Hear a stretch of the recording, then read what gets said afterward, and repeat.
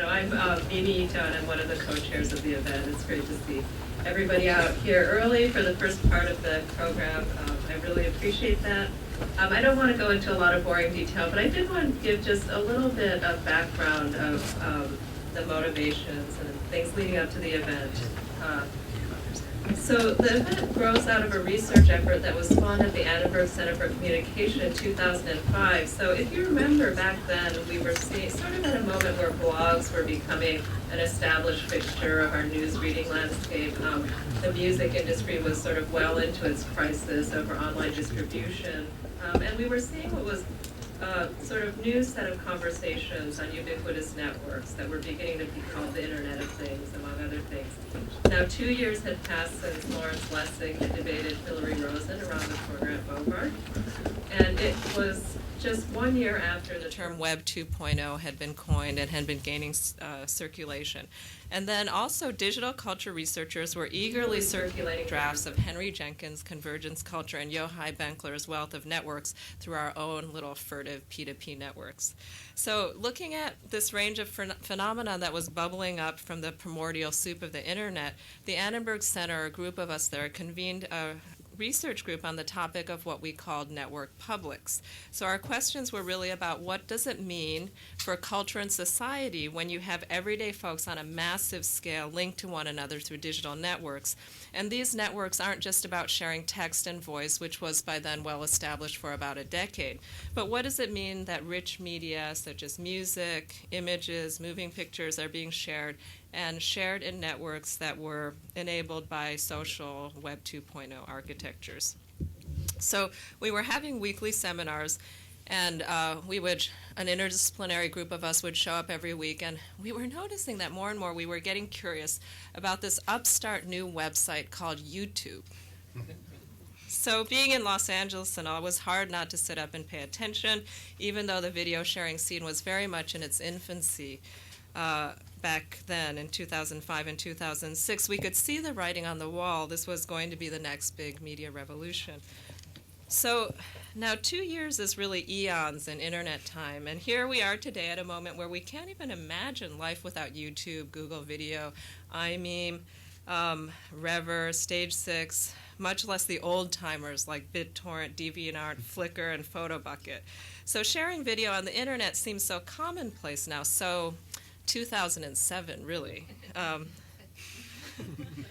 But on the other hand, we're clearly in a really early moment in the transition, and that was really the idea behind the event, that if we could convene the movers and shakers in this space early and often, that we might actually be able to change the world, or actually change the world of internet video and DIY video. So,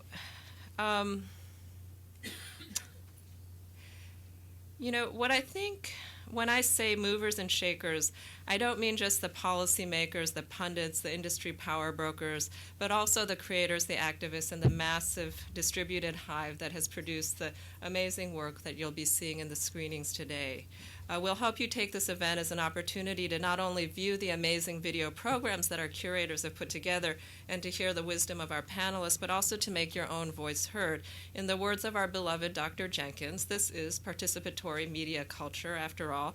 And looking at the people who have registered for this event, it has really just blown me away. This really is the group of people who are going to shape the future of DIY video. So, has everybody picked up their tech fact sheet?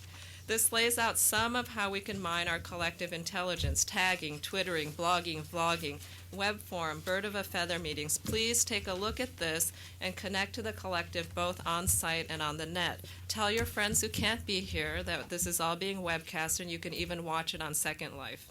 Now, before turning to the main events, I wanted to acknowledge the key supporters that have made all this possible. The Annenberg Center for Communication provided the resources to get this effort off the ground. I want to thank in particular Jonathan Aronson, who's right here. Thank you, Jonathan. And also Steve Adcook, who I don't think is here today, but really their support behind this project is what really got the whole thing incubated and off the ground. And although the Annenberg Center is no longer in existence, sadly, it really was the faculty and staff at the center who enabled this whole thing to happen. I'd also like to thank the John D. and Catherine T. MacArthur Foundation. and the Visions and Voices program here at USC for their support of the event. And a big thank you also goes out to DivX and GarageCube for being technology sponsors for us. And finally, of course, much appreciation goes to the Institute for Multimedia Literacy and the School of Cinematic Arts, which is our host institution. Now, I'd be here all day if I acknowledged everyone in our home institution, so I'll leave that for another moment when we're a little less antsy to get on with the event. So on behalf of the organizing committee and staff, thank you, and thank you for all of you for being part of this conversation.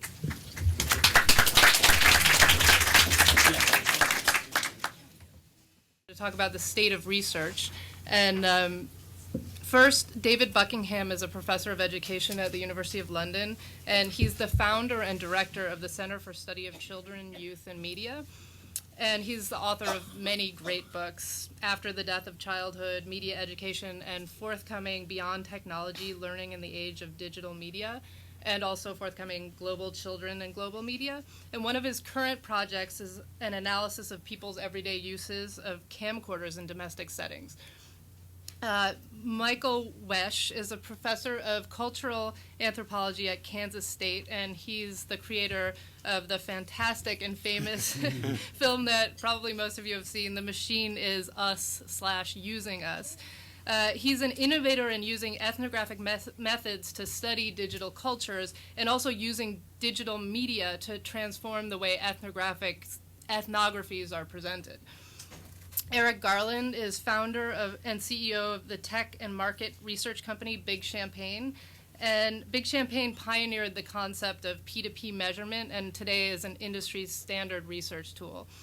And of course, John Seeley Brown will be our respondent. He's a visiting scholar here at USC. He's also a former chief scientist of Xerox and director of its Palo Alto Research Center.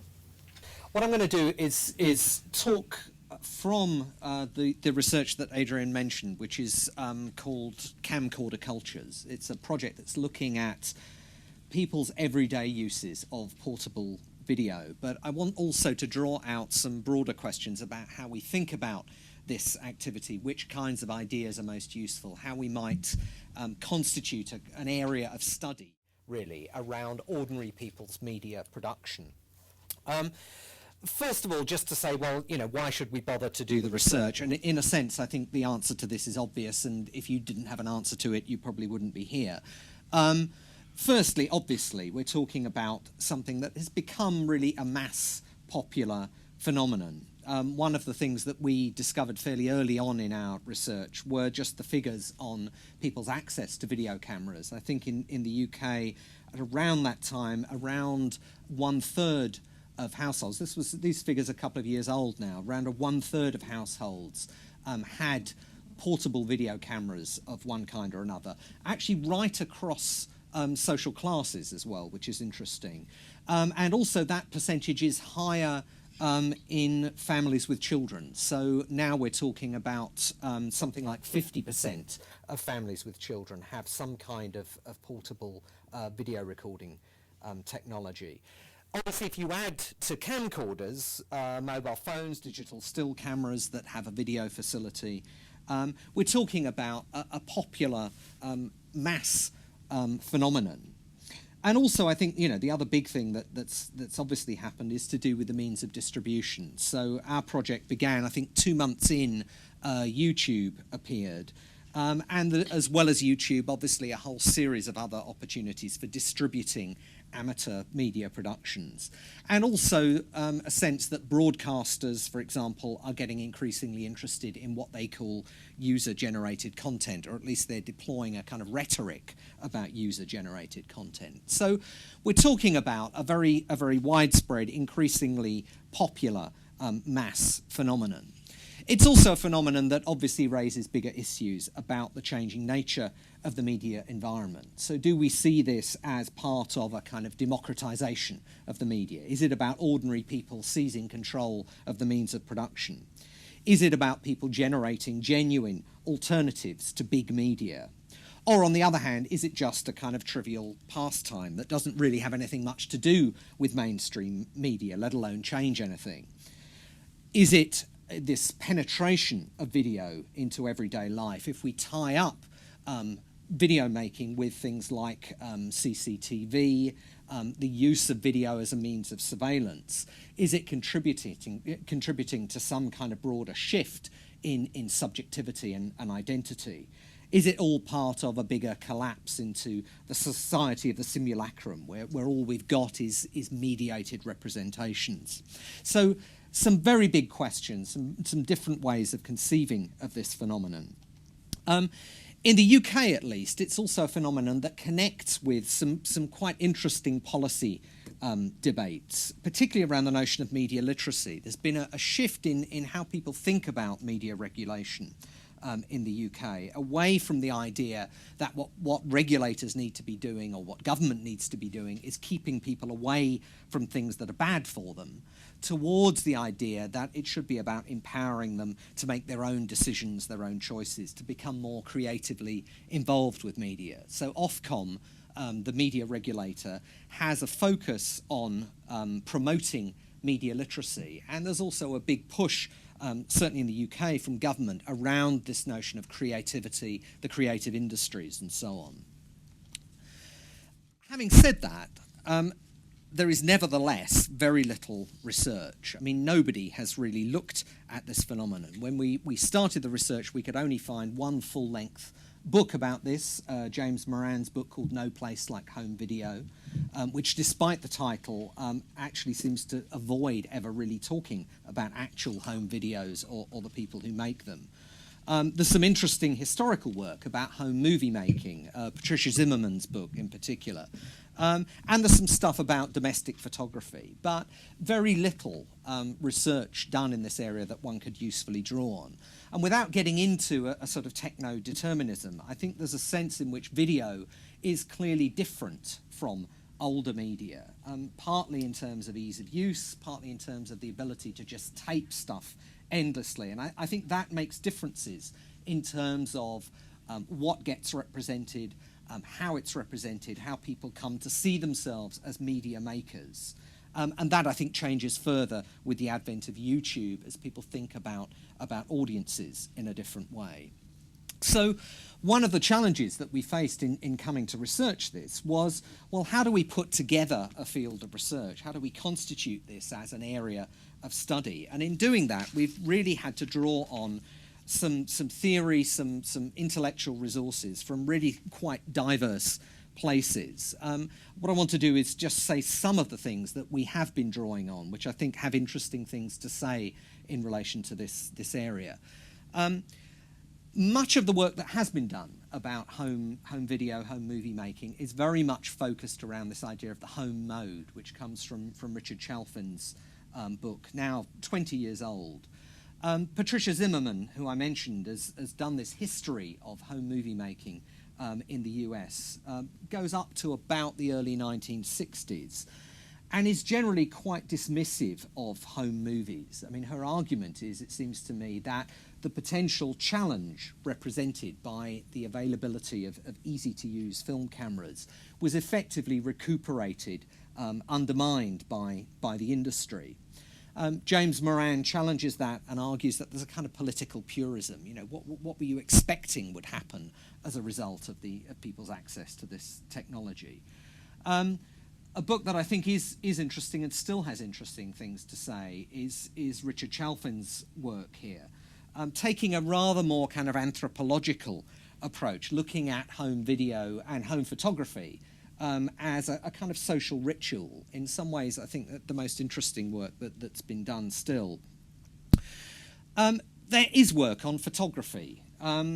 Partly, I suppose, the stuff that in the UK we're most familiar with is the work coming out of feminism, the work of people like Jo Spence, Annette Kuhn, partly kind of critiquing the way in which the family gets represented within domestic photography, a kind of critique of the nuclear, heterosexual, happy family in the family album. But also trying to read against the grain, trying, particularly with Jo Spence's work, to open up a space for a different kind of politics of representation. That work very much focused, coming out of psychoanalysis, very much focused on the kind of psychic dimensions of this. Another take on photography, which I think we found very useful, is Pierre Bourdieu's work, much more of a sociological analysis of photography as a cultural practice or a cultural field. And typically for Bourdieu, looking at how social distinctions, social differences, social inequalities get worked out across the range of amateur practices. There is a whole body of work and debate also around this notion of the amateur. I guess people here would have been, will be familiar with Andrew Keen's book, The Cult of the Amateur, a kind of popular critique of the internet and how the internet is kind of dumbing us all down into amateurism and mediocrity.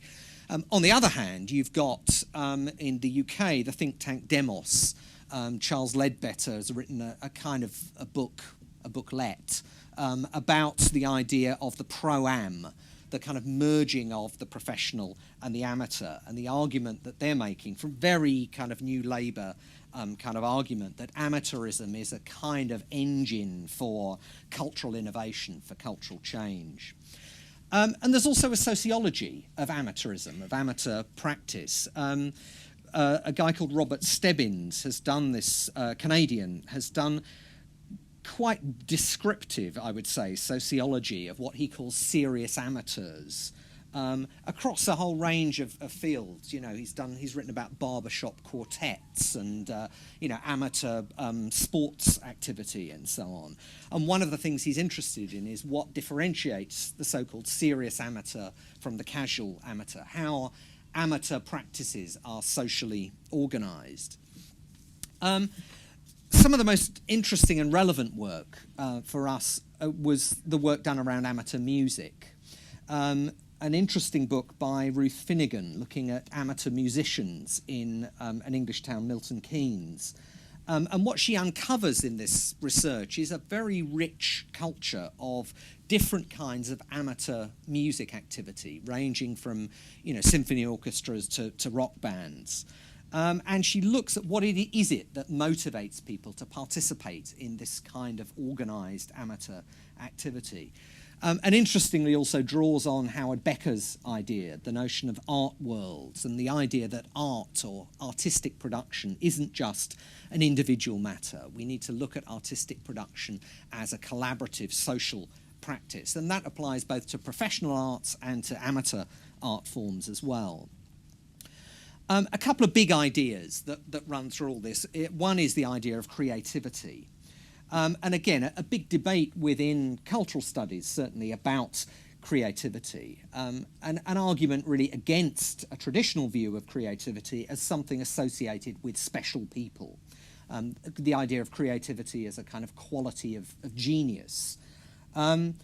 What you get within cultural studies, Paul Willis's book, Common Culture, I think is a good instance of this, is a much more, if you like, populist argument. It's an insistence on creativity as an everyday quality, as something that's part of everyone's engagement with cultural goods. So Paul Willis talks about the creativity of people's consumption of media as well as production. I think that argument has developed, and the more interesting stuff recently, particularly a book by Keith Negus and Mike Pickering, trying to find a way through some of these arguments and pull back from some of the populism that tends to emerge here. What they want to argue is that creativity is not just ordinary, it's also extraordinary. It also involves a stepping outside of everyday life.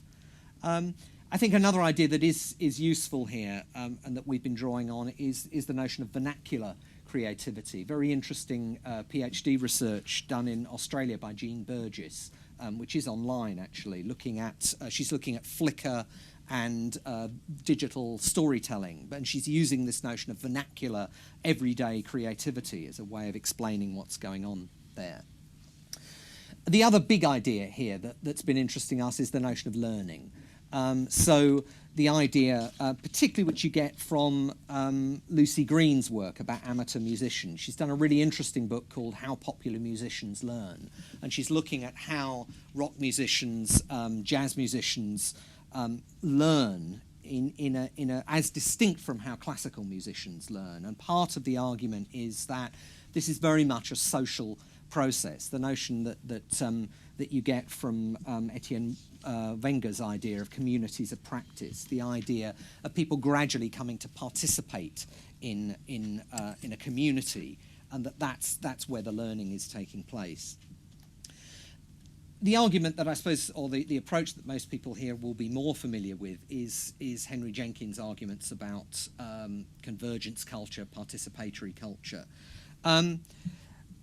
I guess I would want to be a bit more sceptical than he is about the commercial dimensions of all of this and the functions that these kinds of participation, or if you like, user-generated content, that the functions these things have for big media institutions. I also think that Jenkins' work focuses very much on fan culture, and part of my interest here is to look at rather more broadly.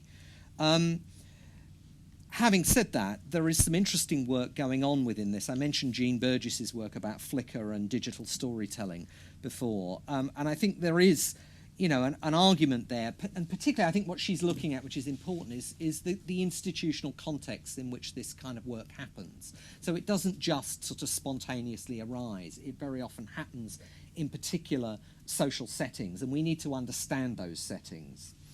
So you've got that kind of argument. I mean, and I suppose one could play that off against a much more familiar kind of old-style argument about where we're all going with this. Frederick Jameson's work about video, or I think rather better, John Dovey's work about first-person media, which in many ways is more thoughtful, I think. But the question that these people are raising about, what are the implications of all of this kind of participatory activity in terms of subjectivity and identity. So lots of interesting work here, and lots of stuff coming from some very diverse places, which I think does help us to begin to explain what's going on. I suppose what's implicit in what I've been saying is that I'm looking very much for a kind of social theory firstly of technology, a theory that allows us to see how technologies are developed and used in particular social historical settings. A social theory of artistic production, or of cultural practice, if you like, and particularly a social theory within that of amateur cultural production. How do we understand the place of the amateur? And also a social theory of creativity and learning, and putting together some of the stuff that we've been drawing on. Bourdieu's work about photography, about the social organisation of amateur photography, Howard Becker's idea about art worlds, the notion of communities of practice. I think those kinds of ideas actually do help us come up with a broader social theory of what's happening here. Okay, I'm going to go on and talk very briefly, and I guess I could say a whole lot more later about the research that we've been doing. As I said, we planned this research some time ago. The project is now 2 years in, so you're about to show me a thing that says 5 minutes. Okay. So I'm going to just very much zip through what we've been looking at. We've partly been looking at these kinds of subcultures of camcorder users. We've started by looking at how the whole practice of amateur production is framed in things like magazines, advice books, for users, also increasingly on websites. So the kind of advice literature. And then beyond that, we've been looking at a range of different camcorder cultures. I wouldn't say what we're doing is particularly ethnographic. It's probably rather more superficial than that. But we've been doing a lot of interviews and some online research. We've been looking firstly at the home mode and trying in some ways to salvage the home mode from the idea that it's inevitably conservative. We're looking at the role of video making in memory, in people's fantasies and fears, and how that comes into play when you see yourself on screen. I've been doing some stuff around skateboarders, partly how video making functions within, as a kind of self-representation within this particular youth culture. So what's the role of visual self-representation? But also how are skateboarding filmmakers learning from each other and teaching each other? So that idea of a community of practice very much applies here.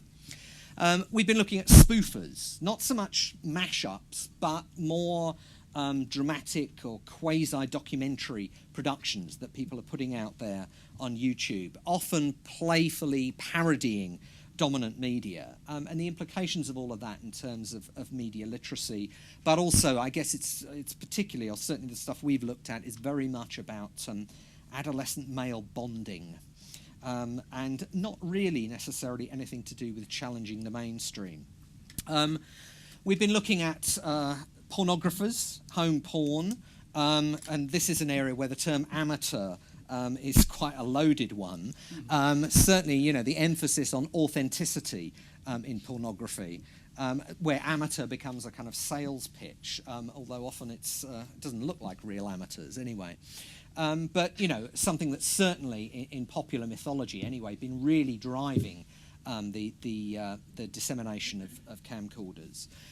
We've been looking at camcorder clubs, local video making clubs, mainly consisting actually of elderly middle-class people. One of the people working with us is doing a couple of case studies and contrasting those face-to-face clubs with an online community and looking at how that plays out in terms of arguments about social capital, how social capital is created, but also how hierarchies get worked out within these clubs.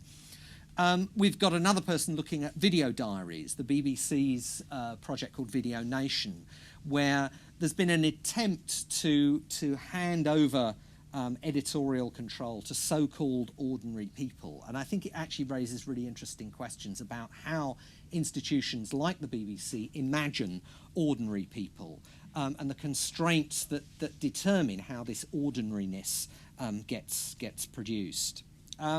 We're looking also at mobile phone video makers, not so much at the kind of organised culture of mobile phone festivals, but rather more about the sort of everyday sociable uses of this, how particularly young people exchanging little videos, how that works out in terms of the social exchange within the peer group.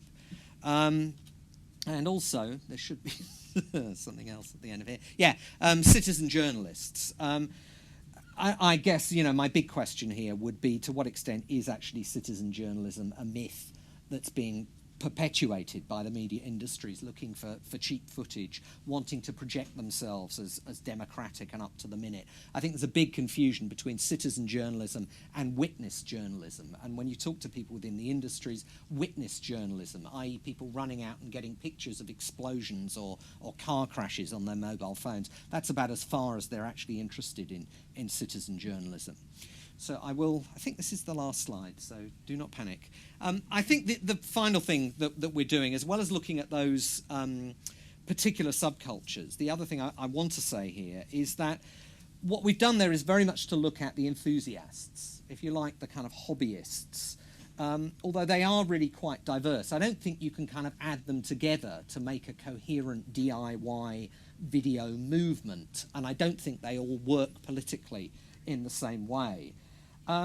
But one thing I take particularly from Jean Burgess's stuff is a kind of caution that what we need to be doing as researchers is not just looking at cool stuff here. You know, we don't need to be just looking at the stuff that's attractive to cultural studies academics, the mashups, the machinima, the activist video. We actually need to be looking closely at the home mode. We need to be looking at banal, everyday uses of media. So the other thing that we've done with this project is to identify a dozen households local to where we work, and we've just given them camcorders. And we've just asked them to use the camcorders, and we've then just monitored what they've been doing over the course of a year. And it raises really interesting questions about how technology enters into family life. There has been research done about this in respect of television and video, but not really very much about production technology, creative technology. So looking at these 12 households, going in, doing home visits, looking at their footage, and at the end of it, which we're more or less at now, they get to keep the camcorder, which seems a fair trade-off, really. They're very diverse, very socially mixed, and ethnically mixed households as well, which makes it particularly interesting, I think. The interest here is partly in the banal uses of video technology, not the spectacular or the cool. And what we have is lots of painfully boring footage, and boring not just for us, but actually often also for the people who make it, of people, waving the camera around, showing off for the camera, leaving it running for no apparent reason, just farting around, basically. Lots of holiday footage, lots of family celebrations, but also some quite genuinely bizarre stuff. A few people getting into editing little films, often for family members living at a distance. Kids doing remakes of Jaws in the bath, or acting out TV wrestling. We've got one elderly guy who used to work on the London buses, and he's videotaping bus journeys and doing kind of commentaries on it. Odd little sort of comedy scenes, personal video diaries, and so on. So quite a range of diverse range of stuff, really. And we are particularly interested, I think, in the question of how people learn to do this and what it means in terms of their media literacy. So how do they learn skills as video makers? Often, no surprise, not by looking at the manual, but by trial and error. But also what motivates them to want to learn in the first place? How self-consciously do they see themselves as learners? Again, I would say it doesn't support the view that do-it-yourself media represents a revolution. But I think this research does suggest that video, and particularly digital video, may be opening things up in a way that perhaps cine film and Super 8 didn't, not least because of its cost and its accessibility. I think, one hypothesis would be that unlike the domestic uses of those earlier technologies, what video allows is greater diversity. It allows for different kinds of self-representation that maybe weren't possible before. But I would want to place the emphasis on diversity. I think the diversity makes it difficult to generalize about what it all means, not least politically. And at that point, I cease. Thank you very much. All right, I think I'm actually going to build on what David was just talking about a little bit here. Let me just load up a couple things real quick.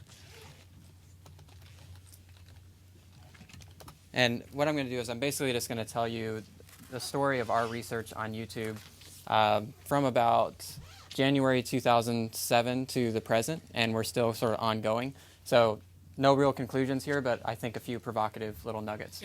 So here we go. Okay, so the main question that we started with when we started this research was basically what kind of culture and community can, might, or will emerge on YouTube. And we weren't even sure that there was a community of YouTube or on YouTube or anything like that, but we just thought, it's a medium of communication. Anywhere where there's communication, community emerges. So that's how we became interested in this. And if you ever look at YouTube, it's kind of a little bit difficult to imagine how you would study, how you do an ethnography of YouTube. Just for comparison's sake, I work in a small New Guinea village during the summer, usually about 200 people. I know everybody.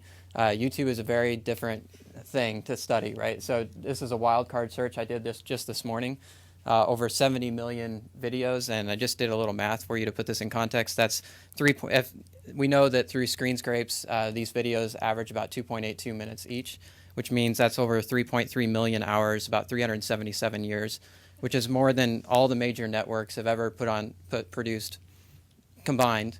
And YouTube did it without producers in about 2 years, or 3 years now. And it's also being added about 135 times faster than you can watch it. So there's just no sense that you can actually wrap your head around the whole thing. And so the first thing we were concerned about was getting noticed. Like, how do you even step into the community of YouTube and get noticed?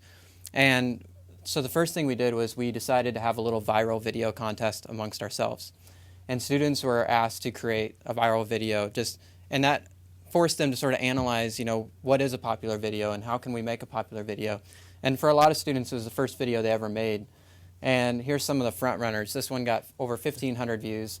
How to make a YouTube video sure to impress the ladies. It was a mockumentary. Did really well in Germany. I don't know why. Another one, this was Snow Burglar. People hated it but couldn't help but watch it. Got over 2,000 views. And this was two guys running around town destroying the hard work of little kids creating their snowmen. So they went around decapitating snowmen. This one was not approved by me. And then something else happened. In the midst of this viral video contest, I was working on a paper about how anthropology was going to have to transform in the face of Web 2.0. And as part of that, I created a little video in the basement of this house, and that video became The Machine is Using Us. So here it was created in, just to give you some context to that background of that video, it's created in the basement of this house in St. George, Kansas, in collaboration with somebody in the Ivory Coast who I'm now good friends with. Goes by the name Dave's, is his artist name. And we could collaborate because he had produced music under a Creative Commons license, which meant I could use it and put it into these videos.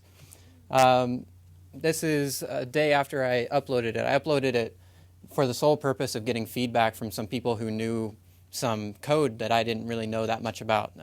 I'd used HTML and XML in the past, and I discussed them in my video, and I wasn't sure if I got it right. So I sent it out to 4 people to tell me whether or not I got it right. Instead, they forwarded it on, and within a day, it had 253 views. And I took this screenshot because in anthropology, if you get more than like 200 people to read your work, this is like a really big deal. So I thought this could go in my 10-year document, And the next day, it just kept on going up. This is now 1,154 views. And I thought, boy, something's going on here. This is like, people must be spreading this around, And I didn't really have a sense of what was going on. And then I realized, well, it's getting blogged about a lot. So I started noticing it on blogs. But more importantly, on this blog, at the bottom of this blog, I can't page down here because it's PowerPoint, but he has a little button called, and it says dig it, right? And this goes to dig. And so then you have this user-generated platform that's actually, filtering and editing content, or filtering content in a way. And you can see this is on just 2 days after I uploaded it. It was moving onto the front page of Dig. And so suddenly getting a bunch of views. And this is like, it started dawn on me, like, that when we study YouTube, we can't just study YouTube. It's part of a mass mediascape that we need to understand the full mediascape, not just YouTube itself. And so this became like an object of study in itself. And so then we saw that it was also being tagged a lot. So this is the page for Delicious on Web 2.0. And this is, this seems somewhat insignificant until you realize that all of this stuff is being aggregated by RSS readers and so on, and actually feeding onto people's desktops through widgets and so on. So this is my own page at the time. This is my NetVibes page, which is grabbing RSS feeds. Up in the upper left-hand corner, you see the tons of emails I was getting through YouTube at the time. The Delicious RSS feed for Web 2.0. So my own stuff is suddenly like coming at me, and this is just 3 days after I uploaded it. So it's really quite shocking to see all this. And then all of this is, stemming back to the video and feeding the video, getting it more views. And then it wasn't long before, this is then 4 days after it was up on the top 10 of Technorati, which then of course feeds it again because it's getting more and more prominent. And so this is Sunday morning before the Super Bowl last year, and it was in the top 5 at this time. And my wife and I were like really excited. We thought, oh, if it could just get to #1 before the Super Bowl, because we knew the Super Bowl commercials would just knock it out, right? And so we just kept hitting refresh. And then by noon that day, it was #1. So I took the screenshot for the 10-year document, and so we were very excited about this. And then this is then the day after the Super Bowl. It actually ended up beating the Super Bowl commercials, which we thought was good for humanity. Like, this was a good sign. So now, it's nearly 5 million views. And we realized through all this that, again, like, you can't just think of YouTube as this isolated entity. It's actually, this is the journey of that video, but more importantly, it's much more interconnected than that. And this is just a very basic representation of this new mediascape and how things are interconnected. So that became a basis for thinking about YouTube at that particular moment. But we still wanted to get inside YouTube itself and know more about YouTube. And so we decided to sit down at the front door, right? So you're thinking about this huge community, millions of users, millions and millions of videos. How do you even find out about this stuff? So we just decided to sit down at the front door. This is the most recent videos uploaded.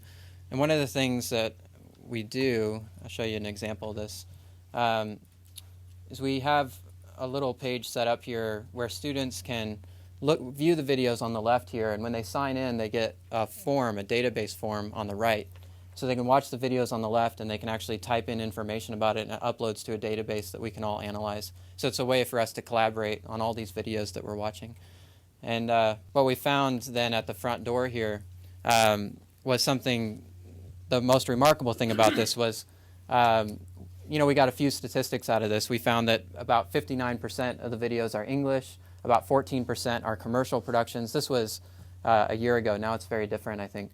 We're just now doing a new study right now. And more importantly, we found that 2% of these videos that were uploaded were actually directed at other YouTube members, and we're actually sort of actually talking about a YouTube community. And people were actually starting to use this word YouTube community. Some people call it YouTubia, and it was clearly like there was a community on YouTube. So that became what we were really excited about. And the actual winning video of the contest was a student who really latched onto this, and she made a video sort of praising the community of YouTube. And she now has over 10,000 views, and this has actually been shown on TV, on local TV spots and stuff. So she's gotten a lot of play out of this. And I'm going to show you just a clip from that video because it'll give you a sense of what this community is that we are looking at. So this is by Becky Roth, one of the students.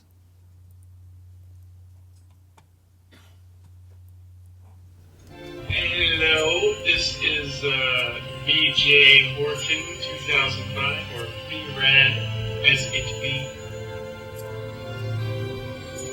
Hi guys, it's me. Hi guys, it's me. Hello everyone, this is Liz again with my blog, and I have a friend with me this time. It's just amazing to me how powerful this medium is. I mean, I'm sitting in my living room, talking to a camera. My God, the interaction, it's unbelievable. So we can move it so you're like, oh, this is how it's done. It's casual, we just talk to the camera here. Let's put that there, see if that helps. I gotta figure this thing out eventually. Just came by to say, came by, what do you mean came by? I didn't come by, I'm sitting right here. Hey Mel, I just wanted to make a video response to your lab. Hey Mel, I just wanted to make a video response to your lab. Hey Mel, I just wanted to make a response. Something to say something stupid or contradictory to what you said before, so fucking what? I never thought that I would do this. I'm gonna admit something to you guys. We were out with friends, and Are you gonna tell me a story? yeah, is that okay? Okay. Man, it just kills me when people are criticized for opening up. What the fuck is that about? I've signed up for the YouTube dating service.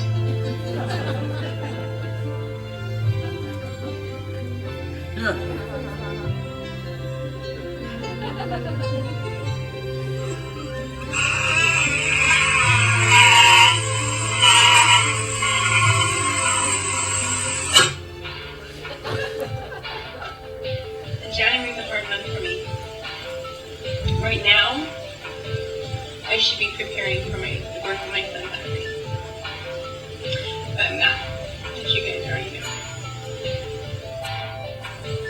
Hi Mel, I watched your video and sorry I'm running behind on my schedule here. I was listening to it, and I felt my tears coming. This is a big fucking experiment in putting myself out. We're learning from each other and about ourselves. And that's what I think fucking YouTube should be about. Thank you guys. Thanks for watching. Bye for now. Have a good one out there, you guys.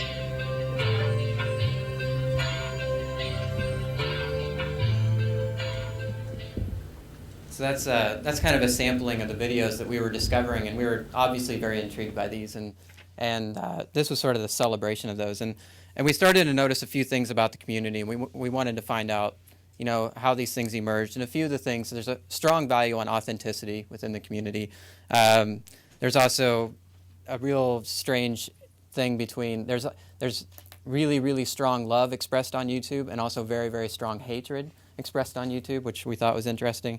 And then there's also surprising connections in that the people you see bonding on YouTube are not people you think that you would see bonding in face-to-face interaction. So we started to think about what is it about the medium that might be creating this different type of community.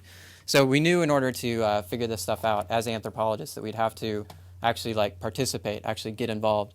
So I thought I'd share with you guys our first attempts at vlogging. These are actual clips from YouTube of myself and my students getting on YouTube, saying hello to the community, and seeing where things go.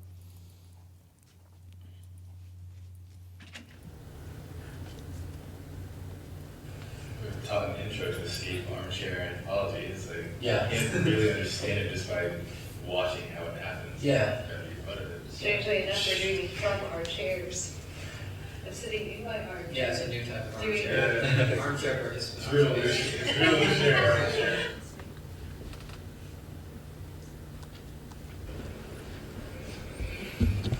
Hey. Hey, I'm Mike Wesch. I'm a professor at Kansas State University. And this is kind of important because one of the things we do in anthropology is what we call participant observation. It means that we don't just observe the things that we're studying, we actually participate in the things that we're studying. Alright, so I should just do this shit. Just stop fucking around. Think about what I'm talking about for just a second, and then we'll talk about it. Why don't you turn off the camera? No, just keep it running. Okay. Because like I said, the longer it runs, the more comfortable you get. more comfortable I get. Okay, so I thought I'd do this before my roommate gets back and finds me talking myself. I was debating doing this while my roommates are gone because I felt like I had to hide this, that I was making my first video blog, but no, I'm gonna do it. You know, I'm gonna be proud that I'm doing a video blog. Maybe I should just play a song.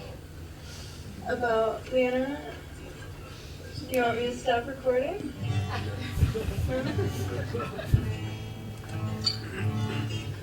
Well, my name is Curtis, and this is my first ever YouTube blog or vlogging of any sort, be it written, video. This is a big moment for me. Yeah, this is my first vlog, so I don't really know what to talk about. What do people talk about for their first vlogs? I mean, what do people talk about anyway?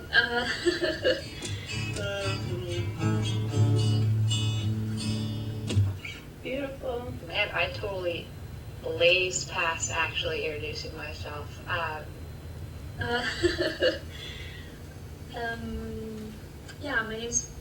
Yeah, my name is Melissa, by the way, and I'm a college student.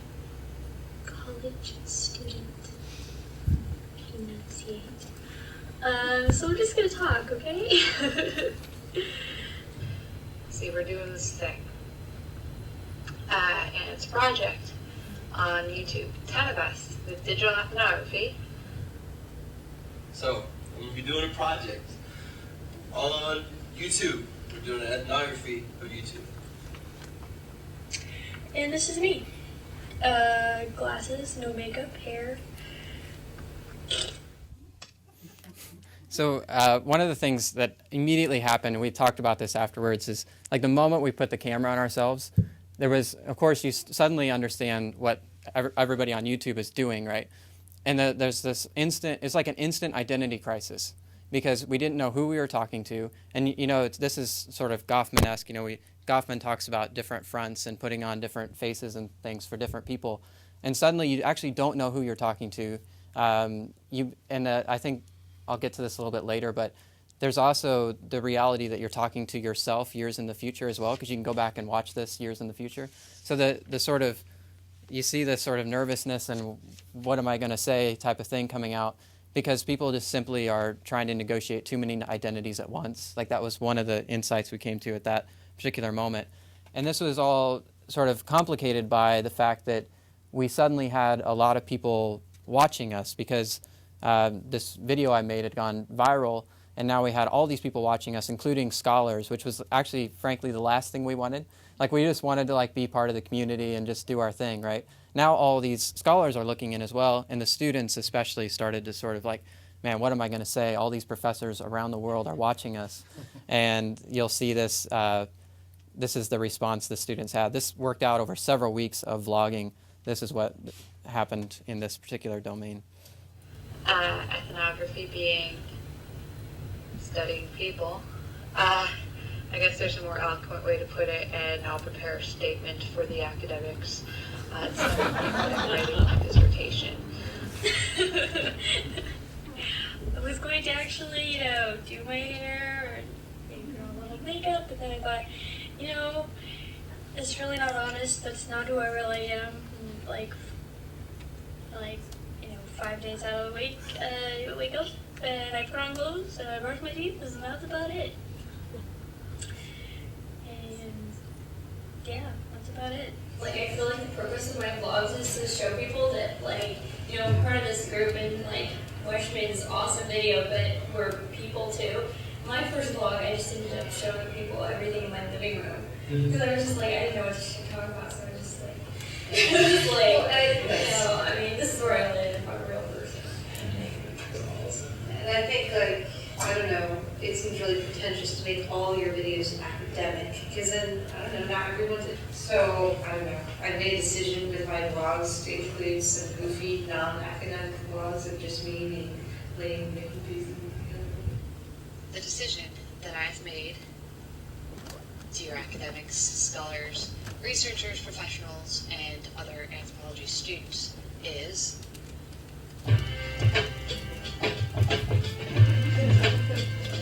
that is my decision. And it feels good. Damn, it feels good. That was daily. You want to add these academic ideas, but you have to cover it up with this almost fake authenticity sort of. Yeah. So I don't know if you caught the last bit there. He's talking about, even as we're sort of being authentic, it's almost like a contrived authenticity. So he talks about fake authenticity. So we found ourselves sort of just in a morass of difficulties trying to figure out, how to be authentic, how to be real, how to be true, how to be, and part of that was fueled by the fact that you have so many different people watching you, and normally you negotiate your identity sort of piecemeal, but when you suddenly have to have a very public persona, this was very new for the students and for all of us. But it also gave us insights into some of the things we started to see on YouTube. So some of the things I mentioned earlier was there's a real importance on authenticity, and part of that I think is fueled by people trying to resolve these different fronts. It becomes really important to them. There's also several moments of catharsis you can witness on YouTube where people have this breakthrough moment where they feel like they found themselves. And part of that is just because YouTube, when you put yourself in front of the camera, it puts you into this identity crisis. And eventually people do have a sense of resolution, and that's like a sense of catharsis that you'll often see on YouTube. And it's a very touching moment, and you can see it over and over again on different vlogs. Then this other phenomenon where you see a lot of what I call haters and lovers, and people in the community talk about haters a lot, and a lot of that is actually fueled by the possibility of being anonymous on YouTube. So this has been around in the theories about online communication for a long time, but just anonymity can fuel a sort of ability to, just say horrific things. So one of the most common phrases on YouTube is "you suck." I mean, if you did a screen scrape for this, "you suck" would come up as one of the most used phrases. But at the same time, you also see people connecting on very deep levels. As you saw in that first video, there are people connecting so deeply. I mean, they're in tears when they're on camera and talking to other people. And so there's this really profound connection happening as well.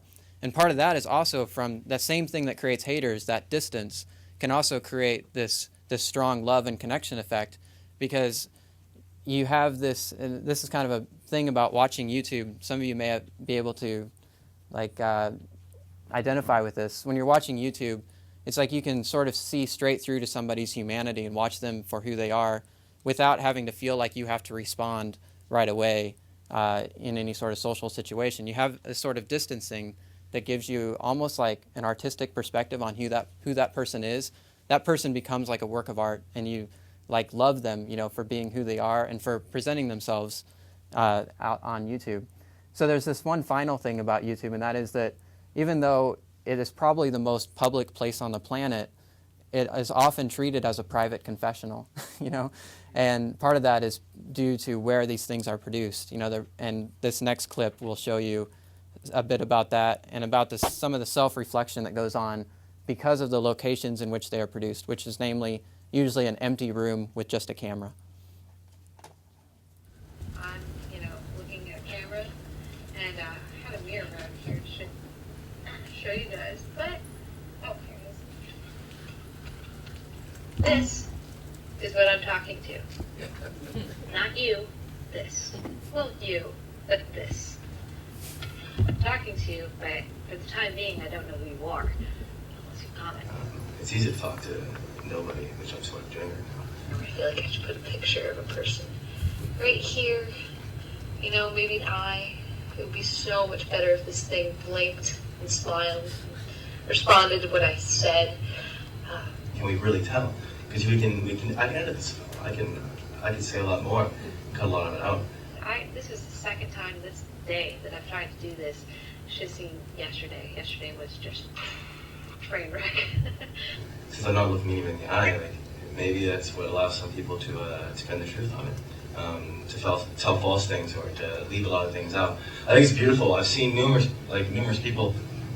They get upset with themselves. They're very happy with even the way they act while recording, the characteristics that they say, what they're talking about themselves.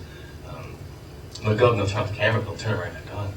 They don't delete it. There's no omission, and so they're still letting us know what it is about themselves that they're unhappy about.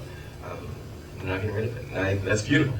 And to tell you the truth, I actually spent about 5 minutes deciding how I was going to work my hair, back her up, all forming this identity and this new mask to my new community.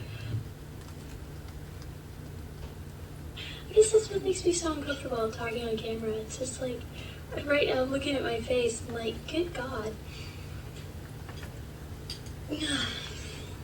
Because when I think of myself, I guess I don't really think of myself the way I appear to other people.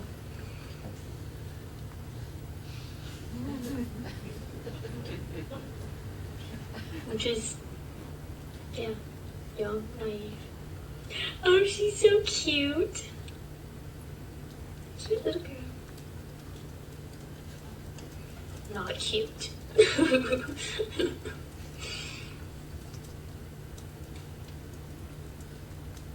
Oh my God, what is that? Something was talking.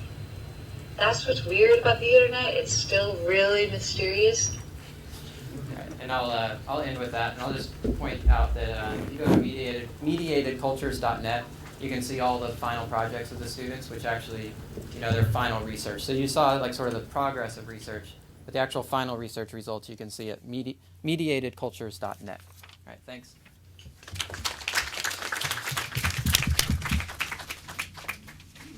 Good morning, good morning. That was great, David, Michael. I'm excited to be here this morning. I think the timing is quite extraordinary because of the launch of Yahoo Live last night. And I don't know how many of you have had a chance yet to try and probably fail to use it, as I did, because it's still not quite fully functioning. But I feel like Yahoo Live represents, yet another potential paradigm shift in this whole conversation about DIY video on internet, and even challenging again the definition of DIY video. And that's one of the things I want to talk about a little bit, being very mindful of the clock. I like most of us would have liked to talk to you for 45 minutes, and instead I'll try to talk to you for 15.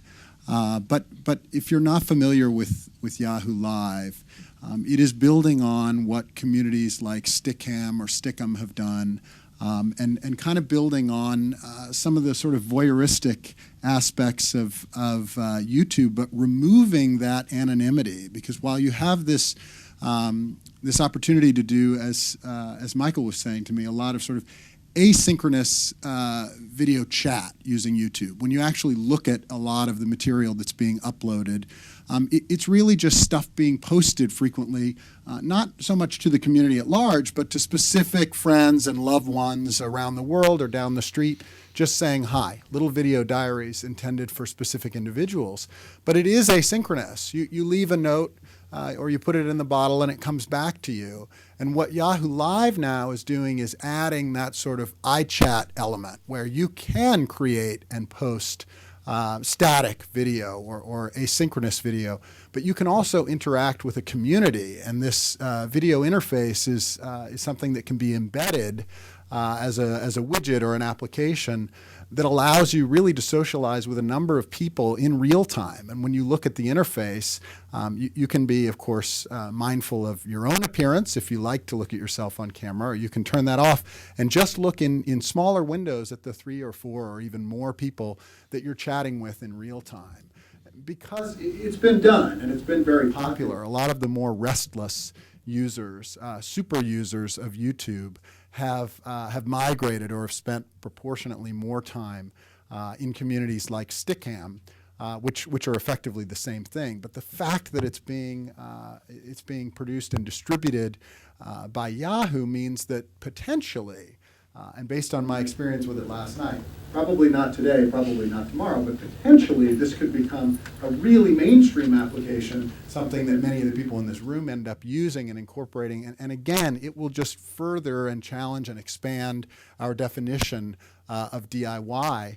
When I was thinking about what I would say with a very few minutes this morning, I was struck by how much there is to say just about the quantitative measures that we've been taking with respect to all of this kind of entertainment and communication exchanged on internet for almost 10 years now. And just by way of background, it was interesting earlier to hear someone talking about the early days of DIY video or user-generated video in 2004 or 2005.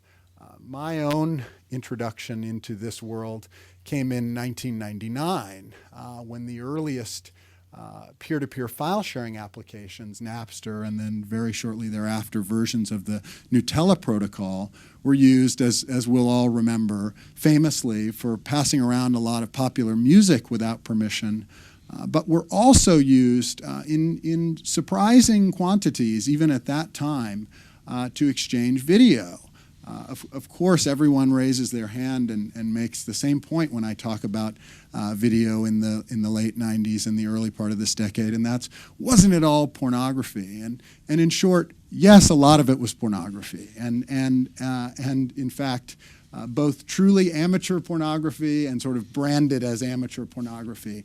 But even then, I think you will remember specific viral videos, user-created videos, that are still, maybe in some distant way, part of the popular consciousness. And Michael and I were talking about All Your Base Belong to Us, which dates back to the mid-late 90s. If we were to look at it on YouTube, and maybe we will if time allows, I'm quite sure it has hundreds of thousands or even millions of views on YouTube. All the more extraordinary because tens of millions of people had already viewed that video over a period of years before YouTube was even imagined, much less made reality. So in terms of my personal history with DIY video, the definition that I would probably impose for this talk is user-created but also user-distributed video. Because in many ways, users don't distinguish. And from the earliest days of Napster and Nutella and then subsequently BitTorrent and YouTube, if you look both in terms of consumption and in terms of distribution, people have always had almost an equal appetite for very entertaining user-generated content and appropriated content, meaning people are watching Super Bowl ads, they're watching episodes of Lost, but they're also watching all of the many forms of video that we saw on the screen here, and many, many more. And so as a company that started in the late 90s, looking quantitatively at what types of media were traveling using these different technologies across internet, we've never really distinguished. To me, DIY video has always comprised stuff that was wholly created by you, stuff that might have been mashed up or modified by you, or stuff that was just outright appropriated by you, something that NBC would pound the table and insist that they own and is not DIY at all.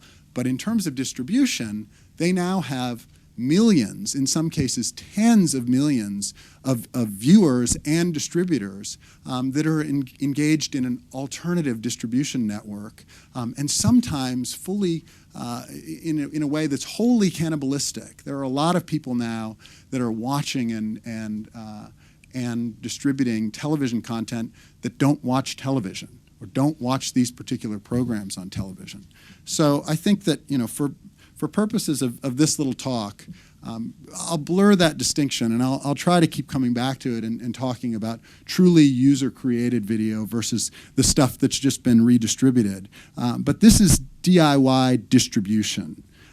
When we started our company in 1999, we were really a software company, wholly. We were a startup that had developed a patented suite of technologies for collecting information about peer-to-peer file sharing in the public domain. So as people started gathering online in communities like Hotline and Napster and some of the early Nutella communities, we were collecting information, quantitative metrics about what was moving where and in what proportion, in what numbers. In 2003, there was virtually no popular truly DIY or user-created video being distributed on those networks, statistically speaking, other than pornography. So if we're talking about the type of video that now comprises YouTube and all of these other public networks, there was none of it.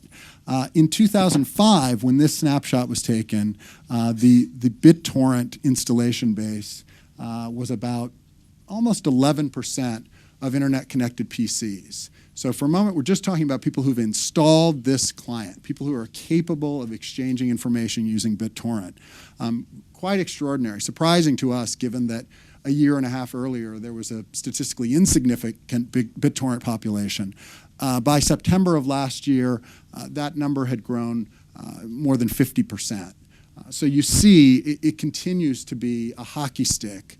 More and more people are using not only web-based distribution mechanisms online, but these alternative protocols. And it's really here in the sort of dark corners of internet where you see just entirely, wholly uncensored, but also largely infringing stuff changing hands. So here is where you will see more even than on YouTube or using technologies like Dailymotion or others that host video. You'll see millions of views, millions of downloads of popular television programs. In some cases, the number of downloads of a popular album from a pop artist will far exceed the total retail sales online and off for that same recording. So if you look at something like a T.I. album, a Jay-Z album, a crossover hip-hop pop album that maybe a few short years ago would have been 10 times platinum in the parlance of the music industry, a 10 million seller. Oftentimes those recordings now stall out at 1 million, maybe 1.5 million sold. But there's been no decrease in the appetite, of course, for that material. The 10 million have been distributed using platforms like this, using platforms like BitTorrent. And increasingly, that is now happening to film and television as well. The numbers are not quite what they are in music, but we think that has mostly to do with some still remaining limitations just in terms of storage, because these files are quite expensive in terms of the room they require on the hard drive and in terms of bandwidth limitations. It's still easier to download music than it is to download, let's say, high-definition video. But really, we think those physical limitations are almost entirely responsible, and the shift, in fact, is already occurring. Of people using file-sharing technologies now, close to 100% of them are now downloading on a regular basis, downloading some recorded music. But more than 70% of them are now also downloading long-form video. So that means not just a clip or a user-generated short, but 30-minute or 1-hour episodic television or feature-length films. So increasingly, the DIY video networks are cannibalizing or taking over the traditional media company distribution networks and appropriating a lot of that same content.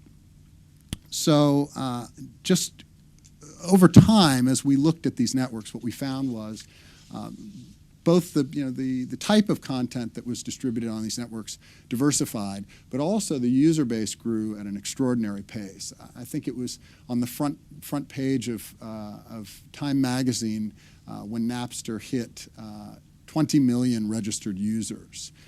The regular user base for technologies like LimeWire, which is a Nutella client, and BitTorrent now exceeds 100 million. And in fact, the number of people in this country alone who use these technologies on a regular basis, and we define a regular basis editorially as being at least once a week, the number of people in this country is approaching 60 million. So this is a very real and mainstream phenomenon, both in terms of distributing true DIY or mashed up content and redistributing traditional media content. In late 2007, I think it was November of last year, we were approached, just to give you a sense of where all of this has landed in terms of the popular consciousness, we were approached by Entertainment Weekly magazine, so Popular Entertainment magazine. They were at that time already a syndication partner of ours. One of our company's core businesses is in providing sort of sleepy metrics, point of sales data from iTunes, from AOL and Yahoo and a lot of the major portals for distributing media, and combining those metrics with traditional media metrics like radio and video airplay. So we have this syndicated data business, and as a result of that, we'd had a relationship with the magazine. And one of the editors came to us in November and said, we're really interested in creating with you a new section in the magazine as a result of feedback from our readers that focuses on internet entertainment. And I said, what do you take that to mean? Editorially, how are you defining that? And they said, well, that's what we're looking for help with. And what we're really looking to do is create a section of the magazine that focuses on mainstream and popular content, but mainstream and popular content that one would not find at the box office or on the local commercial radio station or on television. So something sort of peculiarly internet. And I said, well, strictly speaking, the community members don't necessarily make that distinction. In other words, we can aggregate all of these data, and we can look at views and plays, and we can create ranked lists for any period on a weekly basis, as the magazine requires, of what people are looking at and downloading and listening to on the internet. But a lot of it is not going to be peculiar or specific to the internet. People will be watching episodes of Lost. And they said, okay, well, we'd like to look at some data, so let's push some spreadsheets back and forth. And we did, and what they said was really interesting. They said, would there be any way to sort of determine what the delta was, or what the gap is between the popularity of these properties online and off? And I said, I'm not quite sure what you mean. They said, well, with respect to some of these things, they're obviously internet entertainment. If it's something like The Machine Is Us, is using us, that's clearly internet entertainment. If that's popular online, that would be worth calling out in the magazine as something that the internet owns. But an episode of Lost, or better yet, maybe an episode of Bewitched, might be internet entertainment if overwhelmingly, people who are interested in it are finding it, encountering it, or consuming it on the internet. When we sort of went down that path and started looking for exactly those things that were standouts, we ultimately did arrive at an editorial bent that the magazine liked, and so shortly in the next few weeks you'll start seeing this in that magazine. But what we found that was most interesting to me is that without any artificial or excessive editorial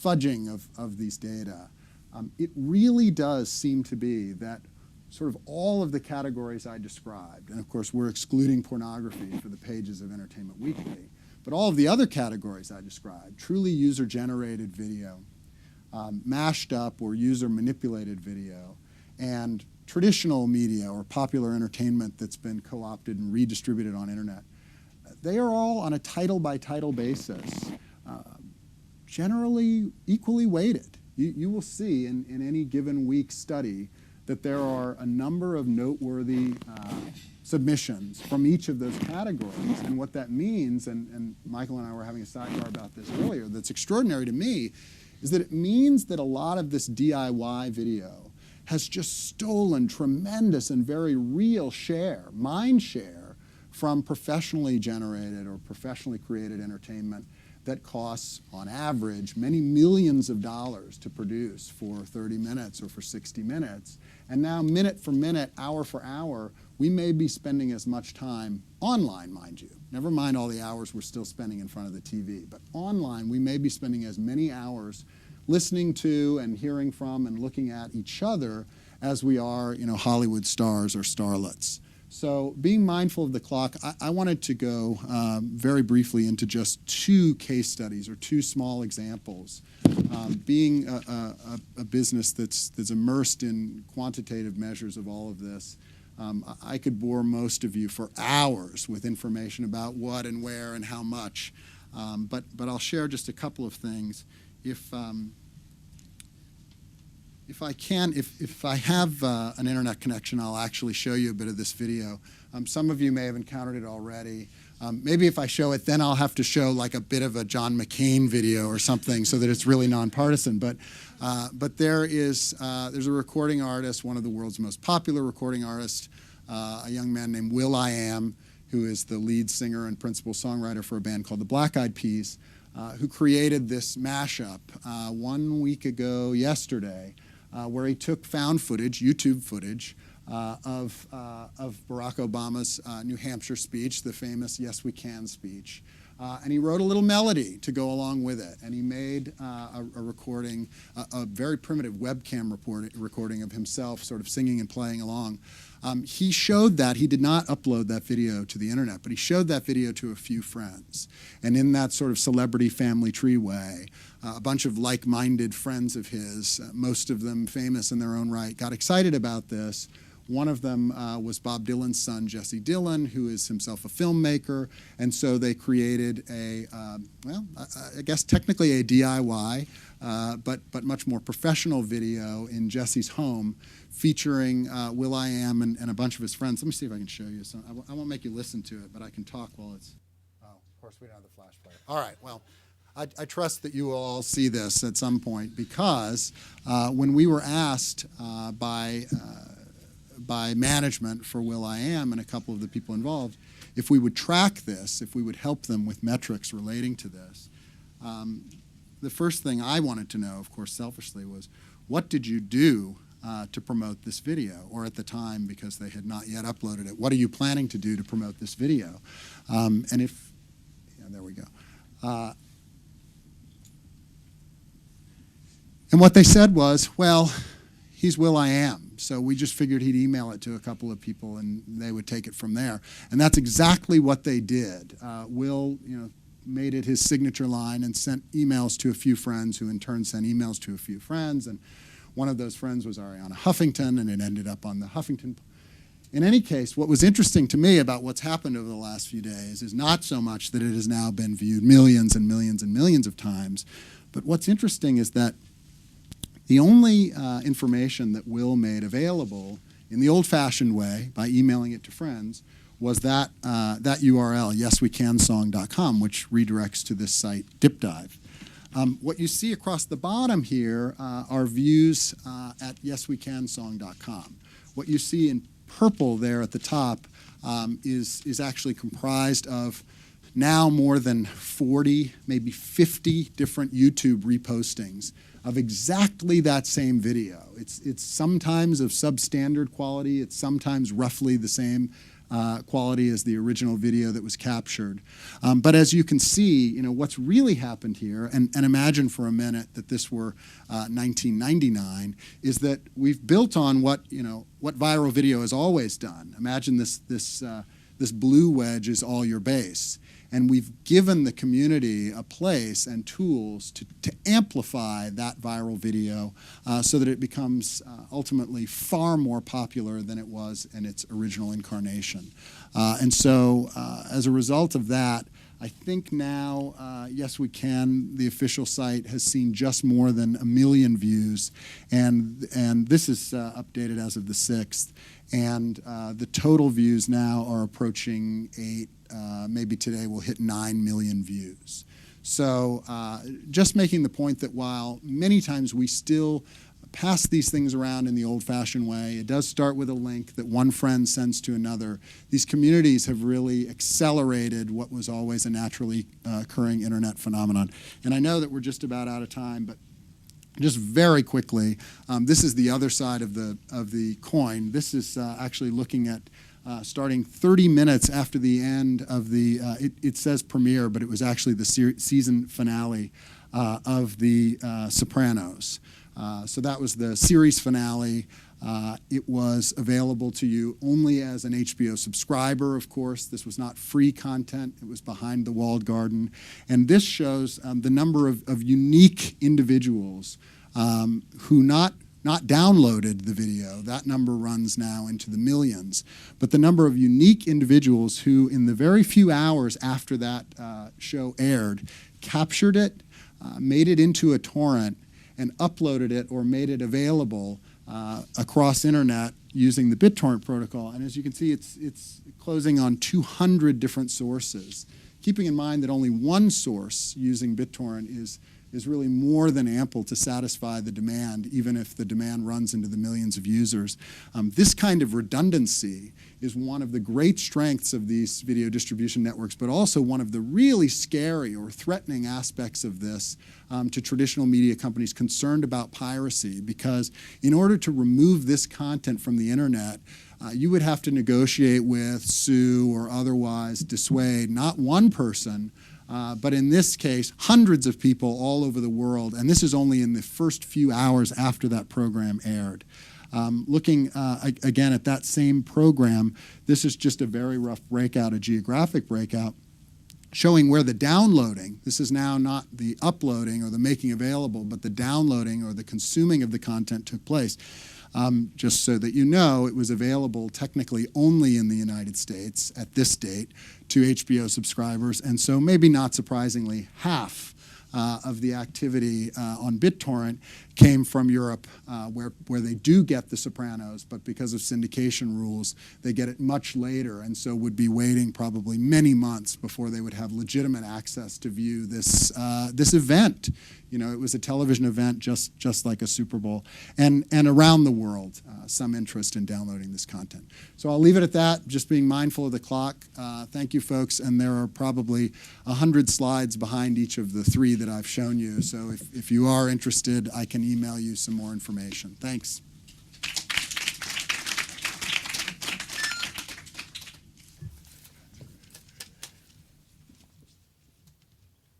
I'm going to keep this short.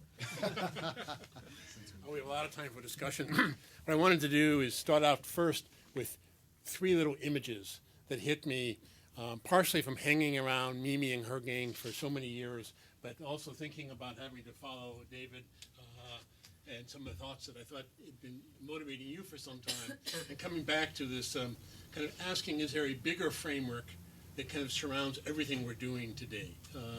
And I think I took one shot at this, and this is perhaps a personal point of view, but I keep wondering as I look at all these examples, especially today, but all the stuff happening here at USC, are we actually kind of at another type of shift in terms of an emerging, let me call it digital epistemology, that might actually open up the realm to rethink Dewey in the 21st century?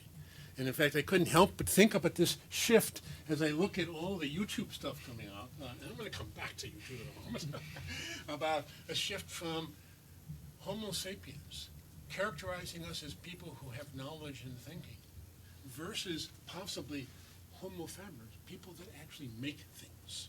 And maybe that shift is what is the root of, I think, so powerful with this DIY type of movement.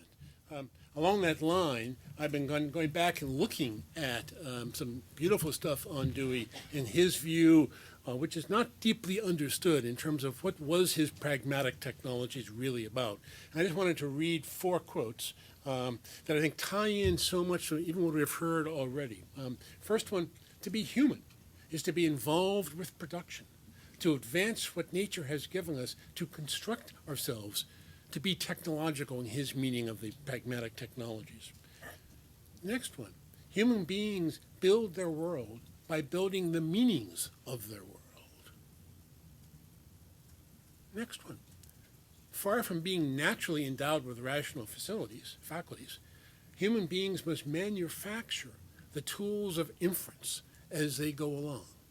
And just think about even what we've heard this morning in terms of building brand new tools of inference and distribution that bring our own senses of self into existence, so on and so forth. And the final one is a theory is related to practice as insight is to action. Together they constitute 2 phases of intelligent behavior, and both involve the production of novel consequences. And if there's anything we have seen already, it's the production of novel consequences happening at blinding speed from just the examples shown here today. And that has kind of really set me thinking like maybe the time has really come to kind of reinvent or to rethink Dewey very carefully.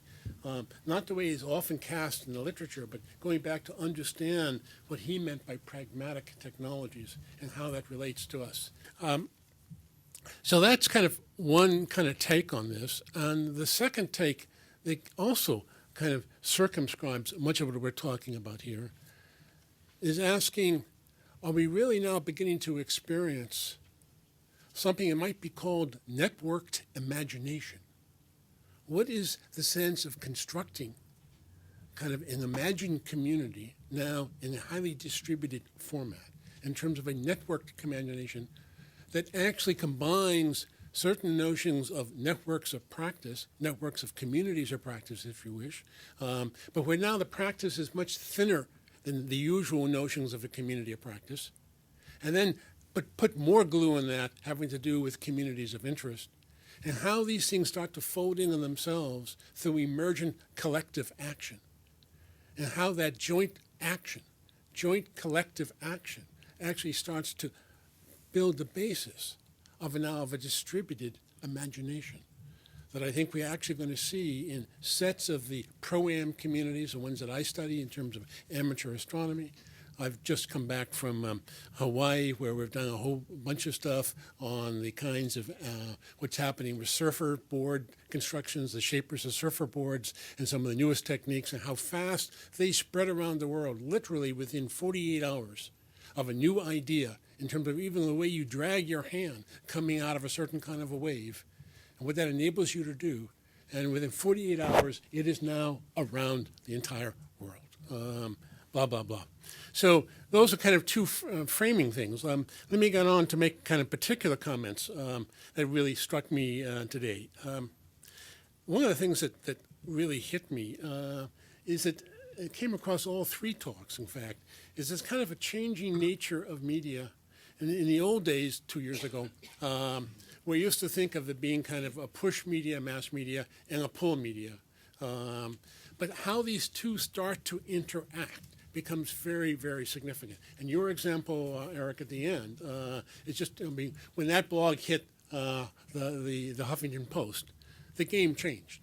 Opening up New York Times and look at the way that they now will put 2 or 3 of the most significant blogs quote unquote significant, clearly after they put them up there, on the website. And you're seeing kind of a new kind of integration that is happening, taking some of the best of the pull and some of the capabilities of the push media to now be able to amplify or accelerate the distribution of this. So already we're beginning to see this kind of intermixing of two types of forms.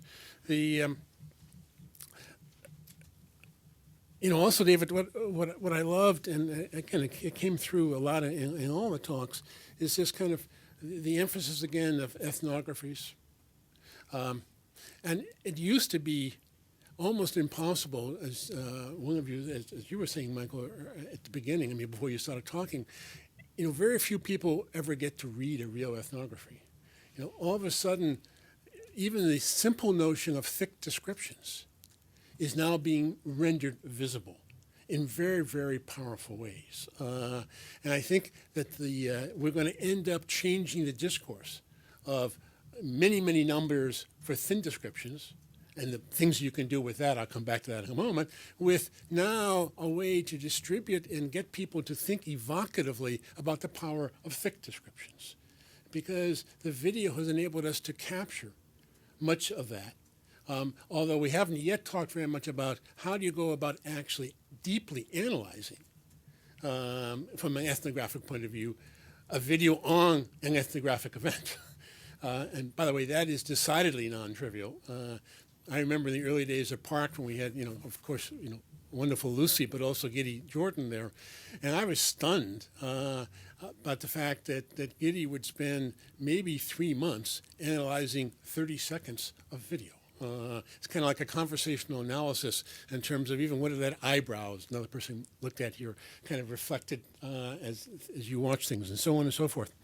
I think that this idea also of amateur is really critical in the sense that there's a whole part of the world that thinks of amateur as something that's done by low-skilled people, as opposed to the sense of the pro-am, which has a sense of seriousness to it, and a sense of something being done, out of love. And if I really want to get people upset, I said, well, the difference between a professional and an amateur is professionals get paid for something, and they do it for pay, and an amateur does it for love. That is one of the etymological bases of the word amateur, but it gets a lot of people not in this room really upset when you try to cast amateur in this kind of other way to look at things. What I especially liked, David, in your thing that caught my attention, is this as a study of the banal and the diversity. Because we tend to focus on powerful political messages, and with YouTube, et cetera, but we almost never think about the banal. And actually stepping back and looking at the diversity of the banal actually starts to give us infinite amount of insights into what's really going on and how that could actually be leveraged in ways, or at least provide much deeper understanding, even if you're looking at the whole notion of learning, informal learning, what goes on in the home. And you kind of now superimpose a learning frame on top of these. You start to say, yeah, we got to think about some of this stuff quite differently. Let me kind of switch to more directly to your stuff, Michael. To me, it's a great joy to finally meet you, because I have to tell you that I get more emails concerning your YouTubes than anything else in the world. Especially but you didn't show the YouTube on rethinking the formal classroom, which even the MacArthur Foundation kind of got hit with a lot of those saying, please respond. So I thought it was very nice. What hit me the most is this map you started to lay out in terms of the journey of a video. And we never think about rendering, in kind of a reified way, what that journey is really like. And we all kind of know mysteriously that these things move around, but actually looking at the trajectories and thinking about this thing as a journey is so interesting.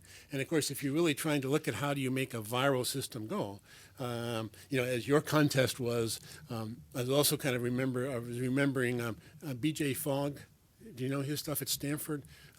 He's had a class that's looked at the problem of how to build widgets to download into the Facebook platform. And if you look at the numbers behind that contest, it was so stunning that it was the first time a bunch of us woke up and said there's a new form of amateur production and a new form of distribution that is viral in ways that are actually the numbers completely outshow any of the numbers that we've seen today. So that's to me also very interesting. It's again a wonderful example of kind of thick descriptions or starting down that path, but this whole sense of how do you negotiate your identity in a multifaceted, multi-audienced way, and kind of just how terrifying that actually is. If you think about it, you're putting yourself up. You can do it as a blog, text blog, and you can kind of ignore some of this stuff. But to put it up as a V-blog, there's something that gets your gut much more. And there is something mysterious, which you beautifully captured in terms of just looking at one of these little tiny cameras, and that is my audience. Somehow when we write papers, we don't think about the audience, or depending what journal you're writing for. But this kind of really brought that home, and I thought it was very nice how that was brought out.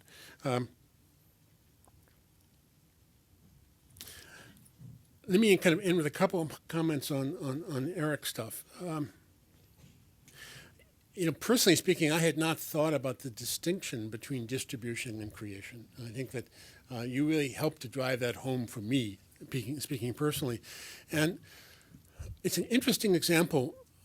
Some of us that hacked networks kind of a long time ago were very amazed by BitTorrent. Because if you start to really distribute video, most of our networks can't support it. And yet the BitTorrent, the kind of peer-to-peer networking scheme there, really broke that open. But it broke it open in a way that, as your chart shows, it becomes almost instantly uncontrollable. So any sense that you can run around and say, you can say to YouTube, take that off. Okay, but you can't run around to BitTorrent and say, take that off. And that whole sense of that protocol, which can be used for other good purposes as well, as it is used here too, but that sense that the technology has really kind of transformed the game. So you can see, of course, why certain business is kind of really uptight about this. Why the government may be uptight about this.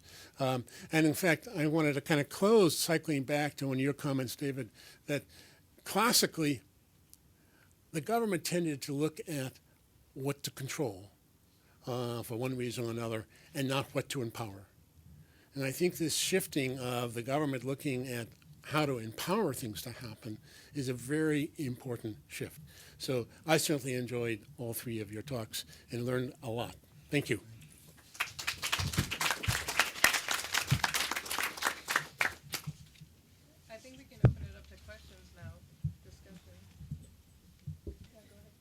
It seems like all three of the talks problematized the why in the DIY, and especially the amateur professional status. And this is a question, I'm going to say it to Michael because I think he's seen these videos, but I'm going to direct it to David because he might know the amateur, the theory that might speak to this better.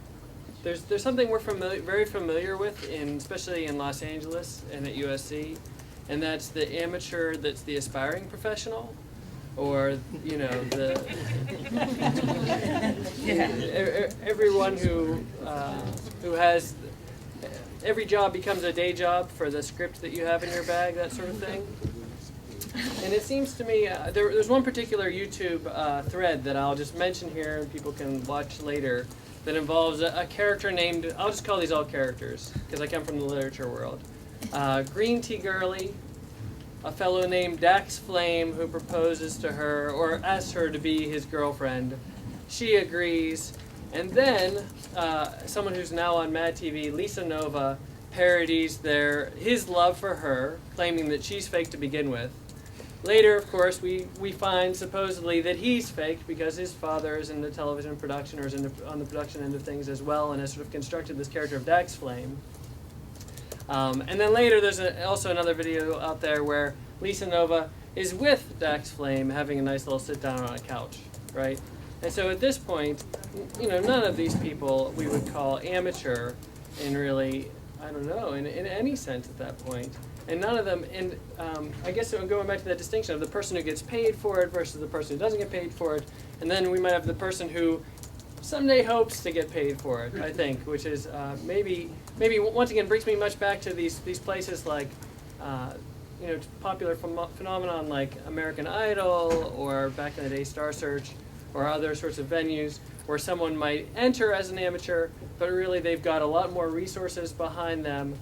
They have a much larger game plan involved, and they might be very, very strategically trying to tap into the viral market even the way that some of your students were through their research. So anyway, like I said, I think, David, you might have something you want to say in response. Yeah, I mean, I could relate that to in fact, a couple of the case studies that we're looking at. I mean, the one I've been doing, or in fact, is now done around skateboarders. It's very easy to see this kind of blurring of the professional and the amateur. So something that on one level you could look at and you could think, this is kind of coming from the grassroots. This is, and there are all sorts of reasons why young people are, the skateboarders are doing this.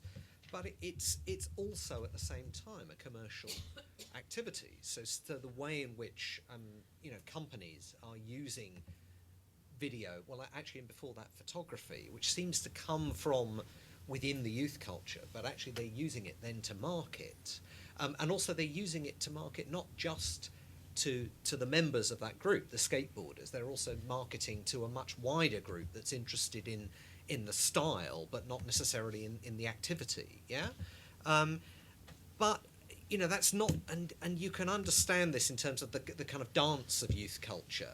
That on one level it comes from the street and then it's appropriated, but actually it's always much more complicated than that. I mean, one example would be the skaters who produce so-called sponsor me videos, right? So they'll produce a video that is they've got somebody to make for them that is designed to attract sponsorship from a shoe company or a clothing company or whatever. So actually, that's very, very blurred, and it's always already commercial. Yeah, I mean, another example that I've been looking at is, which maybe fits the thing you're saying even better, is the citizen journalist, because there's I called it a myth, and I think there is a myth that somehow people are sort of spontaneously taking up video cameras to represent issues of concern to them and so on. I've actually found it very, very hard to find citizen journalists. Right? I found lots of video bloggers. Yeah, I found some local TV. People make it, and it's resolutely unglamorous. It's people making videos about the opening of a charity show at a school or something. Something. It's very banal. Yeah, but actually finding people doing reporting with video cameras isn't really happening very much. If it is happening, it's aspiring journalists. It's people who want to become professional journalists, yeah, or professional commentators or whatever. So again, there's this really awkward kind of blurring. And of course, for the media companies, user-generated content, citizen journalism, given, if you're a news company, you've suddenly got 24-hour news, you've got to do online content, you've got all this space to fill. You've also got a problem over your own legitimacy, that levels of trust in news broadcasting are declining. Citizen journalism, so-called, very neatly kind of fits the bill. It allows you to generate lots of content for free, because by and large you don't pay for it, and equally it allows you to appear democratic, as though you're kind of in touch with your audience. So I mean, that's a somewhat cynical interpretation, but nevertheless, again, here there are real questions about, almost about kind of self-exploitation, really, that people are falling over themselves to actually, cross this hurdle from the amateur to the professional, and in the process, and it also depends, as you've implied, on what resources you already have to start with. Yeah. So for some people, that's going to be much more feasible for them to do than other people.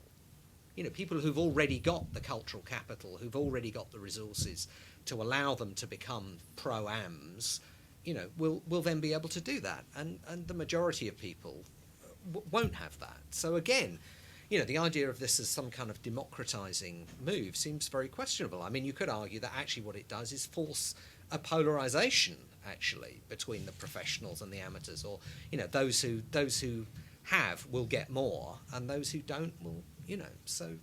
I'd like to add one small thing. So the question had to do with, well, it was a complicated question, but it had to do with authenticity. It had to do with professionals versus amateurs and crossing over from one status to the other. I think there's one additional element here that I would add to everything that's been said, and that's that there is also this issue of intent. And there's one really amusing true story about a YouTube user that I think really makes the point well. Traditional entertainment companies comb these communities looking for stars, right? They consider this in many ways sort of like a farm club for identifying talent. And there was a kid who sort of broke out in terms of his YouTube views a couple of years ago, named his real name, Colt Whitmore. And he had extraordinary views on YouTube and was really just making these sort of great, funny, genuine, extemporaneous basement videos where he would talk and play act and tell about his day, and he was just very charismatic. And his channel subscribers got so significant that he actually jumped over. He was one of these kids I was talking about who jumped over to stick cam so that he could do more interactive stuff.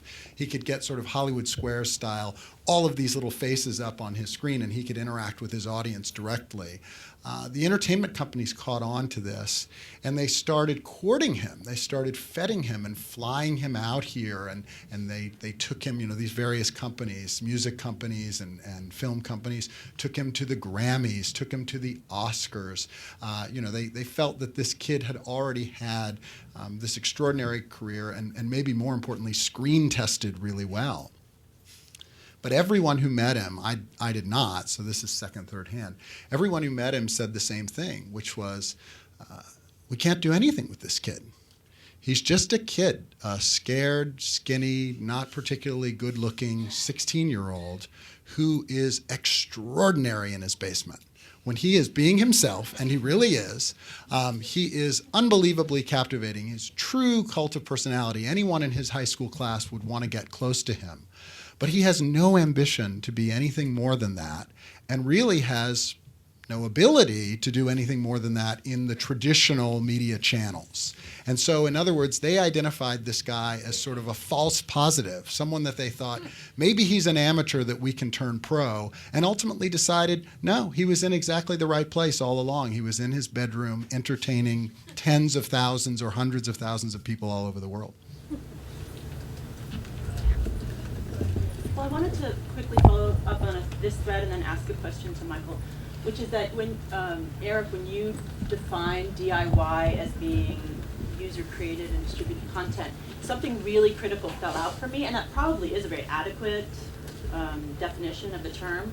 But the term comes out of punk and out of counterculture, and for me, what's critical in the use of the term DIY is a critical relationship to dominant culture.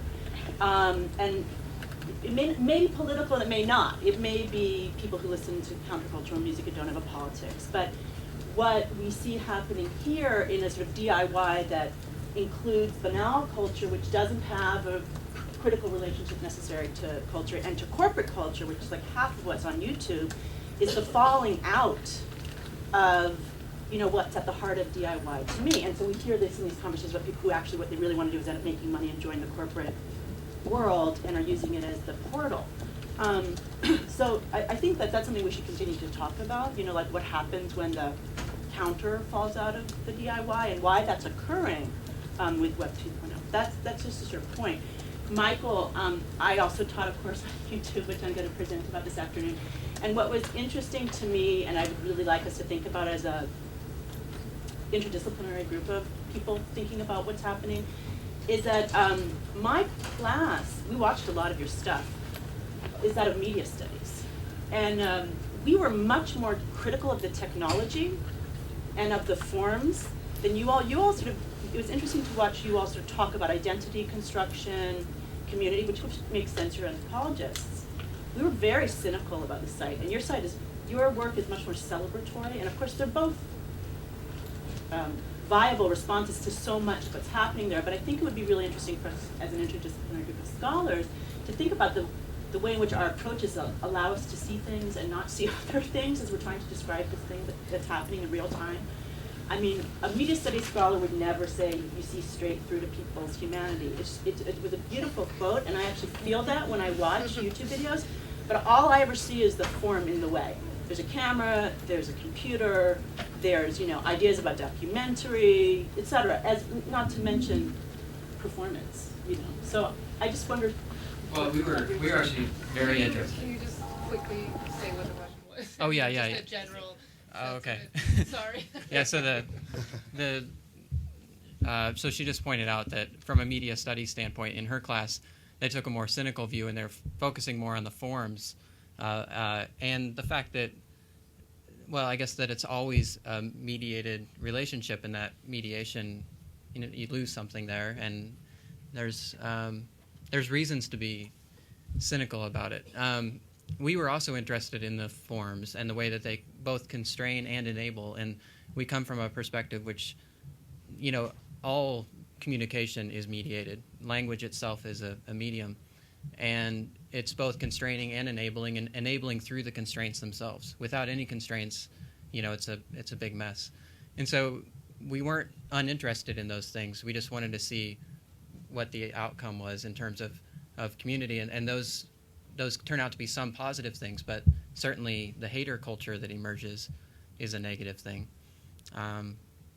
I don't know. Overall, we're not uninterested in the forms at all, but I would love to collaborate and see, the differences and things we noticed and didn't notice and that kind of thing.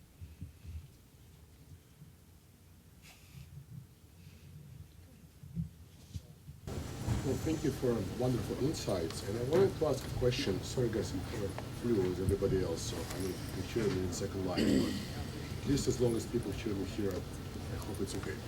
I think there was a beautiful kind of void in the middle of this panel, and that's what I want to ask about. So on the one hand, we have really state-of-the-art from probably the best people out there, the academics, right, studying DIY video, who of course talk about DIY video, right? Classical DIY stuff, cheap cameras, no production value, big studios, right? And basically kind of doing participatory research, but really no quantitative, no really serious qualitative data, right? So basically like 19th century kind of methods. Right? On the other hand, we have 21st century company, which has amazing statistics, but since your company, right, you get paid by commercial clients who have money, you're trading not DIY video mobility, but sort of mobility, right, or movements of commercial properties, right? And so using very different methods, but you're also looking at different kind of data. So my question is, like, what happens in the center, right? Is there something happens in the center? Is anybody doing it, right? Like, for example, obviously, Facebook, YouTube, etc. We are in the business of sort of DIY media, but are we simply interested, in millions of hits so we can sell advertising? Is there anybody who actually tracks, let's say, movements or video, the kind of journeys you were talking about, which are DIY videos, as opposed to commercial properties? I mean, the reason I'm asking this question is very pragmatic. We have a lab at the University of California, San Diego, where we actually want to build the tools, the kind of tools Big Champagne has, but the tools which will be used for researchers. So the kind of journey you describe, we actually want to build a tool where you'll be able to see somebody puts a video, how this video gets remixed, and what happens when you put videos such as Web 2.0, right, and you have 4 million hits. So to kind of bring the 21st century tools into academic research.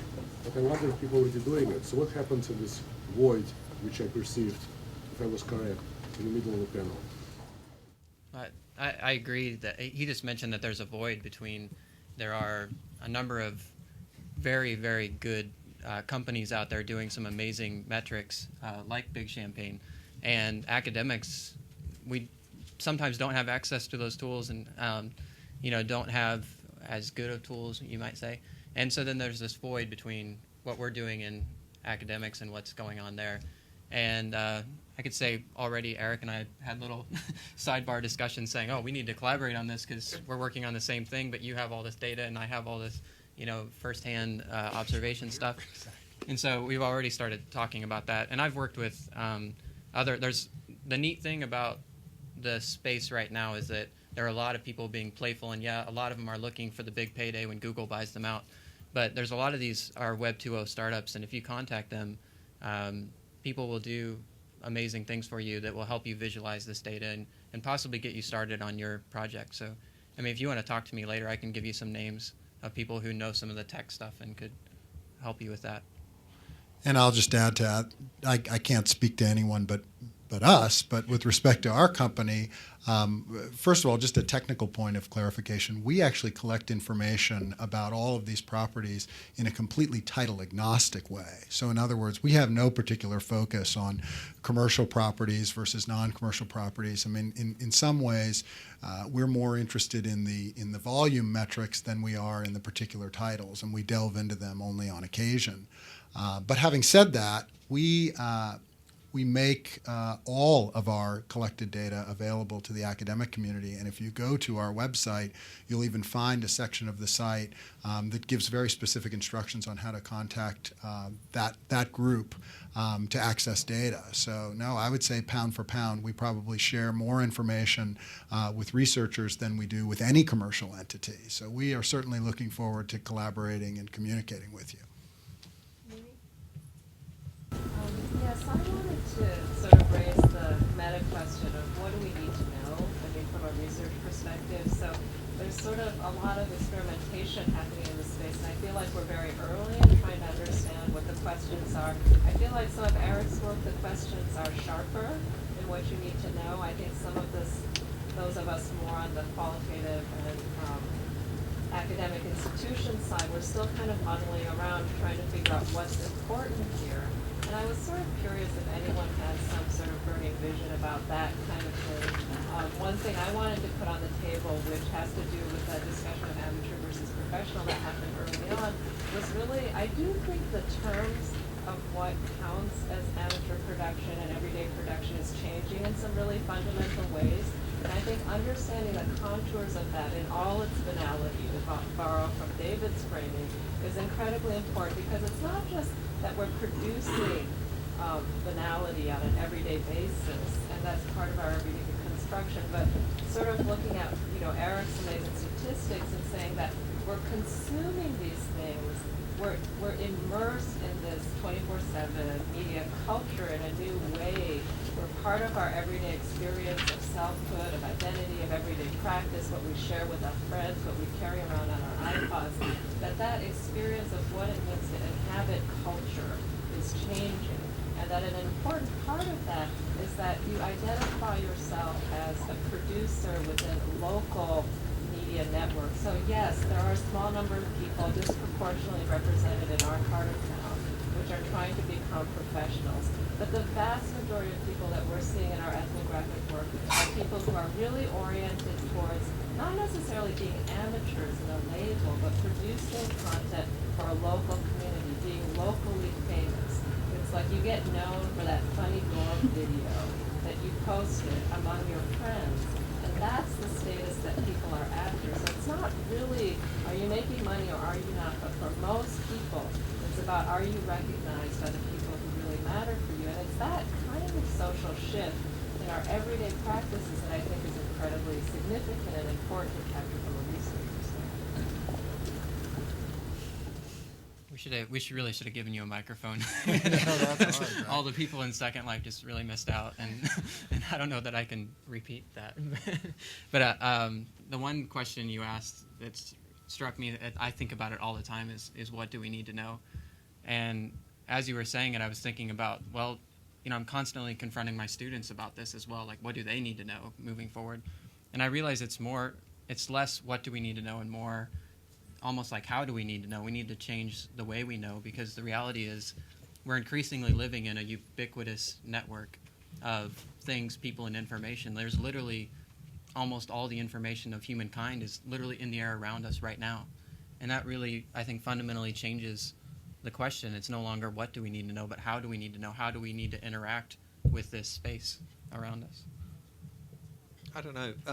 Mimi asked a question. What do we need? It was kind of the question I was going to ask back to you. I think, you know, the issue of which methods you use depends on what it is you want to find out. I think you gave one answer, but I think there are many potential answers. Yeah. So your answer was around community and social networks and so on. I mean, my answers, I guess, are more around the notion of creativity and agency, and what difference does this all make? Because there's a predominant rhetoric around here, which is this is all about empowerment and so on. And I want to ask some questions about, well, what do we mean by empowerment? You know, what real difference is happening here?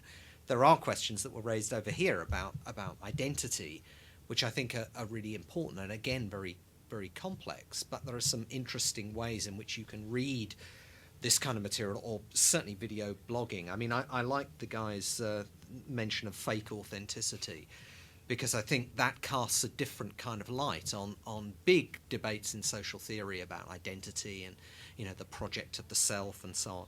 I've also got some big questions about learning and the kind of learning. So I think, you know, there's actually quite a big and chunky, you know, agenda of questions going on here. Those questions need some focusing, and we need to avoid the temptation to kind of spool off into theory and keep a handle on specific examples and specific cases. But I think, you know, this is a very interesting lens through which to view much bigger things that are going on and come at, you know, old or well-established questions, but in a different kind of light. So I think there's no shortage of answers to your question, actually.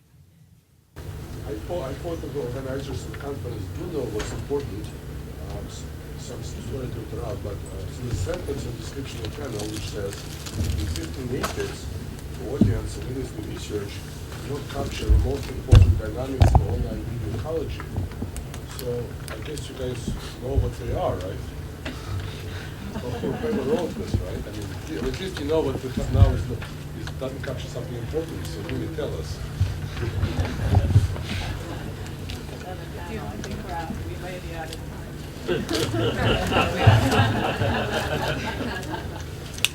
Can we just take one more? I want to, say some things about the amateur and professional binary, because I think, there's one question about clarifying the distinction, or the other about blurring the distinction. And I think the movement has been in the blurring of the distinction. Mm-hmm. And that's a very positive move, because I mean, in some ways I know that, for example, in our own film school, it's been very clarified in very much financial and legal terms. In other words, if you aspire to be a professional, you don't upload your films that you're making on YouTube or the internet, because then you bypass the whole issue about rights protection. This is something very specific, and there's troubles people who see it a matter of the transformation as being something that's really important. And I think this gets back to Alex's question too, though. I mean, in the sense of raising the issues about aesthetics, or the quality of the res, whether it's, low res, etc., or whether you suddenly retain the quality of the original. And you were talking, Michael, about, the change. Because why should, in a sense, the aesthetic qualities be denied to the, quote, amateur? I mean, part of it, to argue that, is to deny the sensitivities, the taste, whatever you might say, not only of those who are producing it, but also those who are consuming it. So I think this idea of thinking about the blurring of the boundary really shakes up our assumptions about so many issues surrounding it: legal, economic, and aesthetic, and of course intentions. She asked a complicated question, or many questions, about the blurring line between the amateur and the professional. And one thing that you said really resonated with me, and that is that in so many ways, it really comes down to the tools, to the means of production. It would probably surprise a lot of people in this room to know that if you like popular music, if you listen to a lot of popular, and by popular I mean pop and rock and hip hop, a lot of what you hear on the radio was originally created by amateurs, meaning in a non-commercial setting, using tools available to any one of us, virtually free tools on a laptop, let's say on a MacBook, and through channels came to be over some period of usually a few years, 2 or 3 years, but sometimes a matter of months, broadcast all over the world and offered up for sale as professionally created content. That content was not at any point along the way recreated. The tools are now good enough when it comes to music production that you can make something with no training, with modest ambitions or local ambitions that ends up being the kind of packaged mass market content that is used by media companies to generate tens or hundreds of millions of dollars.